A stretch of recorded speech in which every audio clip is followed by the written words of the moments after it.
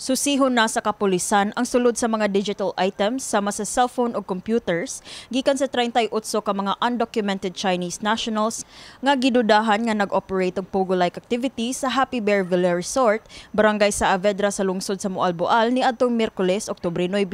Kini pinasikad sa search warrant nga giluwatan sa korte. Pasabot ni ini nga mahimo nang buksan ang 34 ka mga computers, 4 ka laptops ug kapin 200 ka mga cellphones sa mga langyaw nga makatabang sa investigasyon sa kapulisan.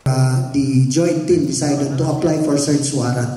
Tan-awon tong data, no, computer data nga naa sa mga computer sets.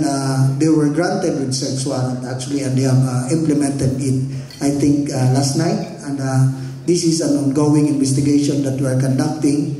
Diri na nato makita kung unsay sud sa mga computers, and we will now know certainly kung this is illegal pogo. Gibutyag sa tigpamaba sa Regional Director sa Police Regional Office 7, Police Lieutenant Colonel Gerard A. Spilare, atol sa Open Line News Media Forum karong Martes, Oktubre 15, nga hayan mag-atubang og kasong kalapasan sa Section 7 sa 1950 Alien Registration Act ang mga langyaw.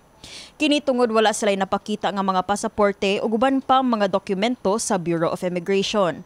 Dugang ni Pilare nga kasamtangang natanggong pa sa Moalboal ang mga dinakpang langyaw.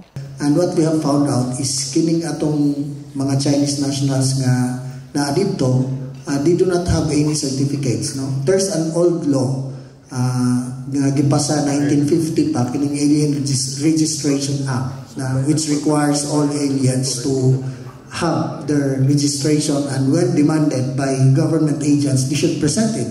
During the verification, wala sila ini. So this resulted actually to the arrest of these 38 Chinese nationals. Usasab sa mga anggulo nga susihon sa kapulisan, mao ang posibilidad nga mga biktima lamang ang maong mga langyaw sa human trafficking.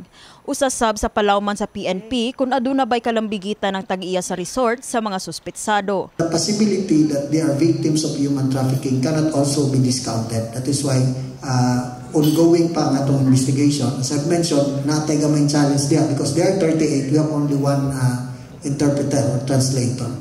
I talked with the chief of police before we came here. No? There is also an ongoing investigation kung unsay extent sa iyang participation. Kini si Eliza May Piñaranda, ala sa My TV, Cebu.